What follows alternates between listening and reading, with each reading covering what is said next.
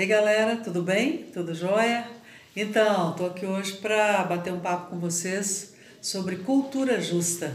A Ana Paula me pediu para preparar esse trabalho e estou aqui com muito prazer falando para vocês, vivendo essa situação nova, né? Novidade, falando aí pela telinha, ao invés de estar aí com vocês. E lembrando, né, do quanto que a vida pede mudança e do quanto que a gente precisa estar preparada aí para dançar a dança, né, de acordo com a música. E gostando muito, viu? Tomara que vocês estejam vendo as oportunidades que esse momento está mostrando, né? Claro que tem as dificuldades e tudo mais, mas tem muita oportunidade. Vamos lá? Vamos entrar então no tema cultura justa. Bom, a primeira coisa a se dizer é que a cultura justa, ela é um meio. Ela é um meio para atingir um fim, um propósito, que é a cultura de segurança. A cultura justa é a maneira que se encontrou para que a cultura de segurança fosse assegurada, né? Fosse cumprida. Então, essa cultura, a primeira coisa que eu gostaria de dizer, ou a segunda, né, eu já falei a primeira, a segunda ela é uma diretriz institucional, ou seja, ela vem da direção para o restante da empresa. É a direção que resolveu que vai adotar essa cultura, né? Porque entende que é através dela que vamos conseguir a segurança, correto? Então é uma diretriz institucional, não é uma estamos inventando ou isso, aquilo, não, isso vem de uma direção, é uma estratégia, né, que obviamente não é só do CNH, é do mercado no geral, né, das empresas de saúde. Bom, a próxima coisa que a gente precisa de saber aí é que essa cultura justa, ela vem equilibrar as necessidades de notificações. E uma das abordagens que eu busquei, que eu estudei para falar para vocês, fala de notificações honestas. Então, ela vem para equilibrar as necessidades de notificações honestas. Olha que interessante, notificações honestas, eu fico pensando o que é isso, né? Eu penso que notificações honestas são aquelas que realmente cumprem o papel, né? São aquelas fiéis àquilo que tem que ser, né? No momento certo, na hora certa, do jeito certo, né? Para trabalhar aí a melhoria do processo, para impedir, né, o resultado não chegue no que a gente quer. Além de equilibrar essa necessidade das notificações, ela vem também trabalhar o comportamento dos colaboradores, né? Ela vem trabalhar esse comportamento num ambiente de aprendizado sobre qualidade e cultura. Olha que legal! Então, é esse ambiente onde as pessoas estão sendo trabalhadas naturalmente, né, através da qualidade, através da cultura, ou com qualidade, né, essa cultura. Uma das coisas que a cultura a cultura justa traz é a mudança de foco. Mudança de qual foco? Vocês também devem perceber o quanto que nós, seres humanos, temos essa coisa de focar no que está ruim, focar no erro, focar naquilo que o outro fez que não foi muito bom. Minha mãezinha repete até hoje, repetiu a vida toda que você faz 99, se faltar um, os 99 estão perdidos, não é assim? Porque a gente valoriza aquilo que não tem, valoriza aquilo que não foi feito, né? Fez tudo legal, mas errou uma vez, nossa, aí vem que vem. E a cultura justa vem mudar isso, sabe? Ela fala assim, ó, vamos parar de focar no erro, vamos parar de apontar o erro e o efeito dele e vamos começar a trabalhar comportamento, gerir as ações. Quando eu digo vamos parar de apontar, eu estou falando da atitude. É claro que nós precisamos de perceber, de estarmos atentos a esses erros, né? Mas eu estou falando de atitude, eu estou falando de postura, né? É disso do que se trata. Essa cultura vem então trabalhar essa mudança de foco. Próximo passo aí da cultura é identificar os problemas do sistema, o que é que está rolando, onde é que está pegando, o que nós podemos melhorar no sistema, melhorar nesses processos. E o próximo aí é eliminar os comportamentos inseguros. Claro, se ela olha problema no sistema, se ela está trabalhando a questão da mudança de foco, se ela então está aí equilibrando essa necessidade das notificações, é claro que ela vai eliminar comportamentos inseguros, né? E isso é um dos focos aí importantíssimos.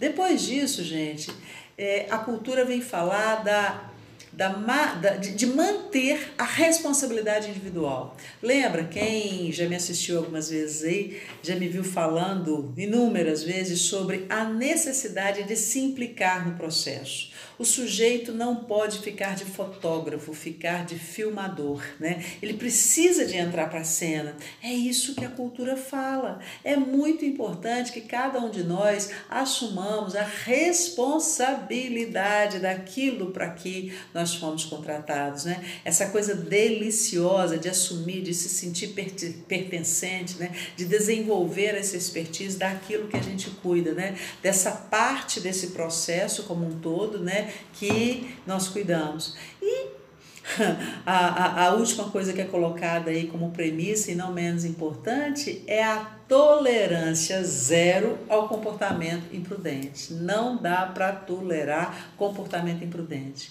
Falando em comportamento imprudente, vamos entrar agora em algumas distinções que a gente precisa de perceber ou de saber para entender aí essa diretriz. Primeira distinção, o que é um erro humano? Erro humano. Erro humano é todo aquele erro que vem da nossa natureza como ser humano. É aquilo que está intrínseco, sabe, ao ser humano. E é aquilo que a que todos nós estamos suscetíveis. Pode acontecer com qualquer um de nós. Qualquer um de nós é passível, né, de um erro humano, uma vez que somos humanos. Que tipo de erro seria esse? Deslizes, ato falho, esquecimento, não deixa de ser um ato falho. Esse é um erro humano. Ele acontece assim inconscientemente e acontece. Isso é considerado, então, o erro humano. O segundo conceito aí seria comportamento de risco. O que é um comportamento de risco? Gente, comportamento de risco é aquele comportamento que o sujeito assume, sabendo que está assumindo, e negligenciando alguma coisa, alguma parte do processo, alguma medida. Tipo, tomar um atalho. O processo para isso ou aquilo dentro do nosso trabalho, dentro do resultado que nós esperamos, é X, Y, Z. Mas hoje está tão tranquilo aqui, quase não tem ninguém, o doutor fulano não está atendendo, eu não vou fazer essa parte aqui não, porque eu tenho certeza que dá tudo certo, não precisa nem de checar. Comportamento de risco. Trabalhar sem EPIs, equipamento de proteção individual, você resolve fazer equipamento de risco. Fazer algo que você não tenha conhecimento, também comportamento de risco. Bom, um comportamento de risco, por exemplo, no trânsito, dirigir usando celular, olha que trem doido, né? Ninguém aí faz isso, eu sei disso, nem eu. Outro comportamento é o comportamento imprudente. O que é o comportamento imprudente? Diferente do comportamento de risco, onde o sujeito negligencia o processo, no comportamento imprudente, o sujeito assume o processo, só que ele não se aplica, ele não tem atenção, ele não tem cautela, ele não tem cuidado, ele age de uma maneira sem cautela. Sem cautela com os processos, sem cautela com as pessoas. E aí é importante dizer que habilidades interpessoais são importantíssimas para comportamentos prudentes, porque, vamos lembrar, comportamento prudente também tem a ver com a maneira como nós nos relacionamos. Uma pessoa, por exemplo, que grita com a outra no momento ali no processo, ela está sendo imprudente, ela pode causar um acidente, ela pode causar um erro grave. Uma pessoa que conta piadas no momento completamente inadequado é um comportamento imprudente. Uma pessoa que tem dificuldade de falar com a outra sem agredir, comportamento imprudente. Então, vocês percebam que é uma visão bem ampliada, né? Então, definimos aqui erro humano, comportamento de risco e comportamento imprudente. Esses todos aí são objeto de trabalho dessa cultura justa. Bom, Já definimos cultura justa, né? Já falamos aí desses conceitos importantes e agora nós vamos falar como é que a gente consegue ter uma cultura justa. O que a gente tem que fazer para que isso exista na nossa empresa, né? No nosso meio? Galera, uma coisa importantíssima, assim, como a primeira, é muito importante que você comece a pensar em processos e não em setores. Nós precisamos de acabar com essa coisa de compartimentar a empresa ou partir a empresa em feudos. Nós precisamos entender que os setores existem para garantir uma organização. Você já pensou todo mundo num ambiente só, fazendo uma coisa, outra? Ia ser uma confusão, uma balbúrdia, nós não chegaríamos no resultado que a gente quer chegar. Então, os setores, eles existem só para organizar. E aí a gente acaba entendendo que os setores são feudos, que os setores são empresas próprias e muitas vezes a gente percebe um comportamento de competição, um comportamento completamente torpe em relação a um setor em relação ao outro. Nós precisamos de começar a entender que são processos. Nós somos partes de um todo, nós temos um único processo que tem aí várias fases, essas fases assumidas por cada setor, correto? A próxima coisa que você precisa, que nós precisamos é estudar o fluxo dos processos de toda a cadeia. Você precisa de entender como que funciona a cadeia. Vocês lembram quando a gente começou o processo de certificação, buscando a qualidade aí na clínica? Como nos foi exigido trabalhar o macroprocesso, primeiro montar esse macroprocesso e entender desse macroprocesso. Qual a importância do macroprocesso? Por que a ONU exigiu tanto isso e continua exigindo? Porque é o macroprocesso que te dá a noção do fluxo dos processos dessa cadeia. Não foi feito para enfeitar ou desenhar.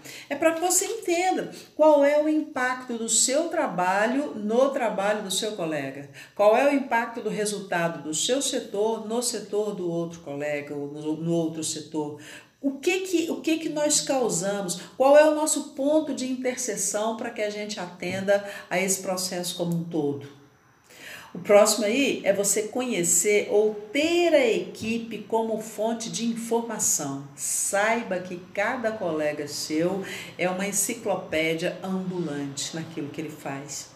Cada um de nós desenvolve o que o Nonaka e o Takeuchi, dois autores aí que falam sobre a gestão do conhecimento, eles falaram sobre o conhecimento tácito e explícito. Cada um de nós desenvolve um conhecimento tácito que é uma riqueza, é maravilhoso. A gente desenvolve à medida que vai praticando aquilo, né, para que nós fomos contratados. Gente, nós viramos uma enciclopédia, uma fonte maravilhosa de informação. E quantas vezes a gente negligencia o colega, a gente não busca isso? Então, uma premissa dessa cultura é ter a equipe como fonte de informação.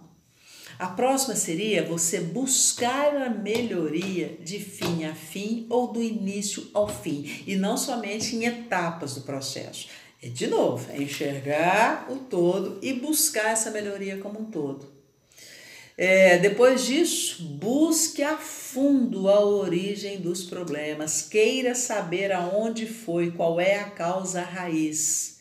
E só para repetir, buscar a causa raiz de um problema para aprendermos com ele, criarmos critérios, criarmos anticorpos, criarmos outras soluções, porque um erro pode nos trazer uma solução, e tomar muito cuidado para não ir a fundo nessa origem para culpabilizar alguém, não é disso do que se trata.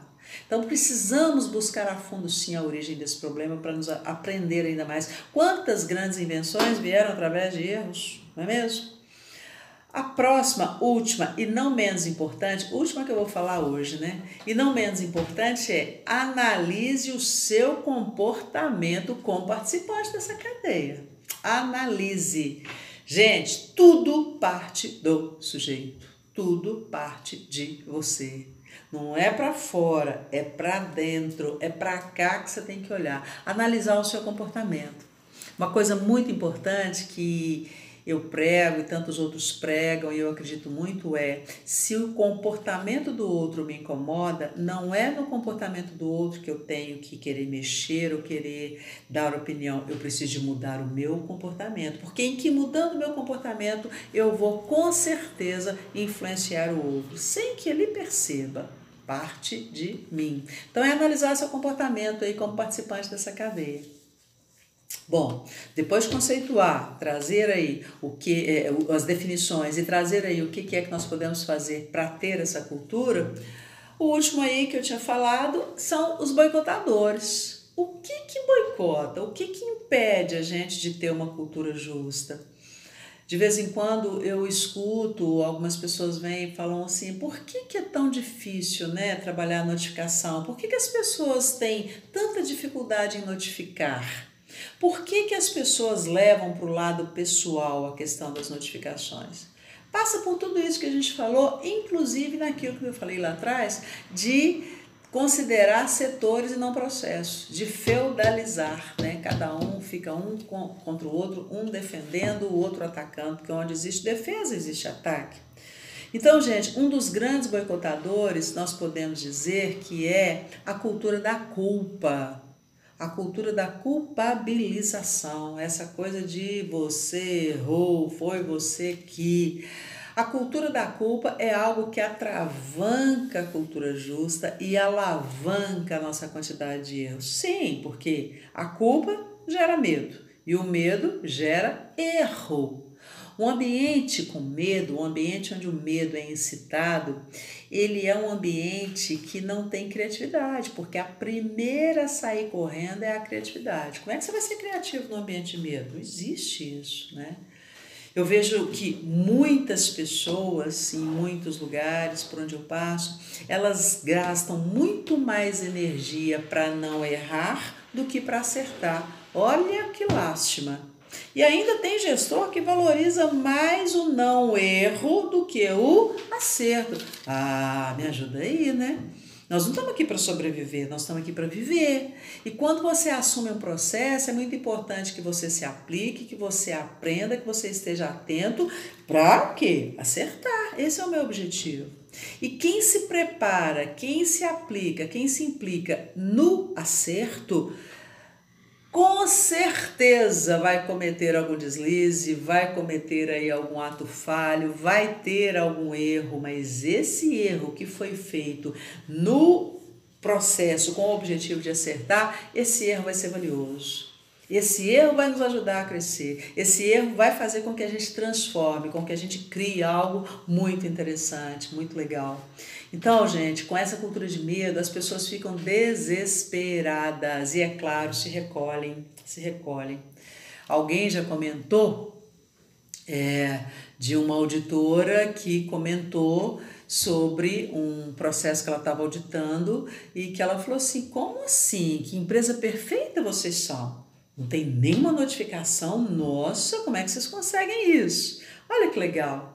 Porque essa auditora sabe que se não existe notificação, não existe crescimento. Uai, como que é isso? Não existe essa possibilidade, né? Só para a gente entender que a notificação faz parte, que o erro humano faz parte. Nós precisamos de aprender com ele para crescermos ainda mais e pararmos de ir, né? Então, gente, não se trata de culpar ou não culpar, culpabilizar ou não culpabilizar. Não é disso do que se trata. Do que se trata, então, cada um voltar para si mesmo e ter a consciência que acertar é humano. Olha que legal. Ouvimos a vida inteira que errar é humano, né? Errar é humano, não. Acertar é humano. Se nós errássemos mais do que acertássemos, já teríamos sido extintos. Os dinossauros erraram mais do que acertaram. Foram embora. Então nós acertamos muito mais do que erramos. Olha aí o CMH, fez aniversário agora essa semana. O CMH acertou muito mais do que errou. Você acha que foi por falta de acertos que chegou aqui, até onde chegou e como chegou? De maneira alguma. E todos nós somos CMH, né?